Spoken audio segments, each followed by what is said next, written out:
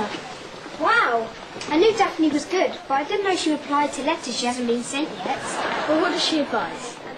Dear Trouble, you should snitch on your two-timing deceitful minx of a mother.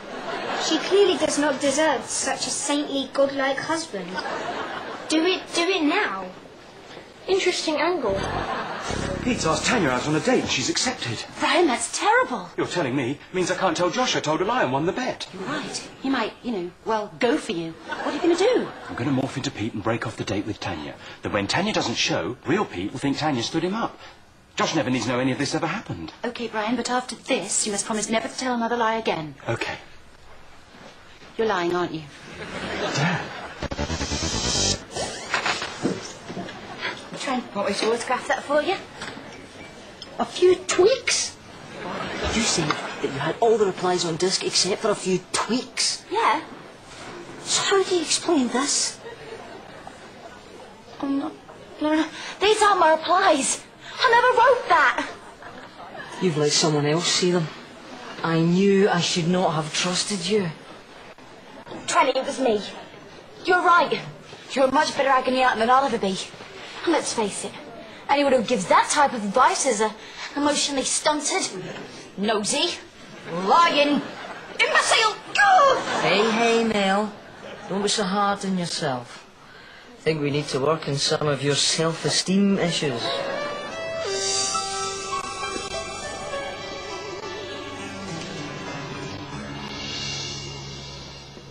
Find Tanya, break off date. Simple. Hi. I'm looking forward to our date. You must be Tanya. You must be Tanya, but I'm not. I only asked you out for a bet. What? You're not pretty enough, and you make me feel sick. You don't find me attractive. Just trying to be honest. I see. In that case, I should be honest too. Pete, I only accepted this date because I knew Josh would be annoyed when found out. But now, I see you're going to be a real challenge. What? No, you don't understand. You repulse me. You're pig ugly. Plus, you're really, really boring. I know it's odd, but the meaner you treat me, the keener I get. What? No, wild horses armed with opposable thumbs and big clubs couldn't get me on a date with you. Ever. Is that clear? Oh, yes. See you tonight at 7. Okay, let me try and clarify my position here. Yeah? Oh, no. Hey! Wait! Hey! Let me out! Oh, wow. You really are a challenge.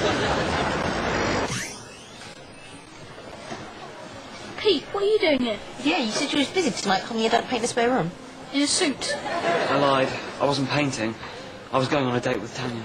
What? I knew you wouldn't mind because you're over. You asked Tanya for a date? You complete nutter. You... She stood me up. Poor guy. That is so typical. I waited for an hour. An hour outside the cinema. She didn't show. Listen, Pete, the thing you've got to understand about Tanya is she's evil. Pure evil. I've been there, I know. She most certainly isn't the right person for you. Yeah, Josh. I know that now. Good. And in future, no more doing things behind people's backs. Total honesty. Agreed? Total honesty. Hey, did you have your fingers crossed? What? That's ridiculous. I came to say thanks. Thanks. You wrote all those awful replies deliberately. You knew that it would get me the sack. Oh, no. You could see how this job was getting to me, so you decided to do something about it. I did. I feel as though a huge weight has been lifted from my shoulders. Well, I was so wrong about you, Mel. You are incredibly sensitive. it's a gift. Your move, sucker. Brian, there's no way to break this to you gently. I saw Sophie kissing Pete. Lucy, if you're trying to distract me from the game, it won't work. I've got you right where I want you. Checkmate. It's true, Brian. I saw Pete and Sophie kissing. I see. Well, that's great. Do what? Poor old Pete's had such a miserable time of it recently, thanks to circumstances. At least he's not too depressed to go around snogging other people's wives. When someone tells you that they saw your wife kissing your son's best friend in the kitchen, a normal person will go ballistic. The kitchen? I feel sure I'd remember something like that. It's no use lying, Sophie. I saw you 2 days ago. Oh, I see. Oh, what a shame. That was me. You? Walked as Pete. Oh, that's such a relief. Oh, I don't see how. It doesn't help Pete. I know. Sophie, maybe you can go around his house and give him a kiss. That'll cheer him up. Good idea, Brian. Maybe we'd be better off if his family did split up. Oh, hi, Josh. Good day. Fantastic day, thank you. I just found out that Pete asked Tanya on a date. Ah. But I convinced him she was evil. Evil? Yeah, she stood him up. Well, that's because she is evil, Josh. Plus, she's a liar. The sort of person who'd, I don't know, just make stuff up. Like getting locked in a cupboard after school, just for the hell of it. What are you on about, you alien nutjob? Anyway, I only said that to get Pete out of the picture. We all know that Tanya's secretly crazy about me.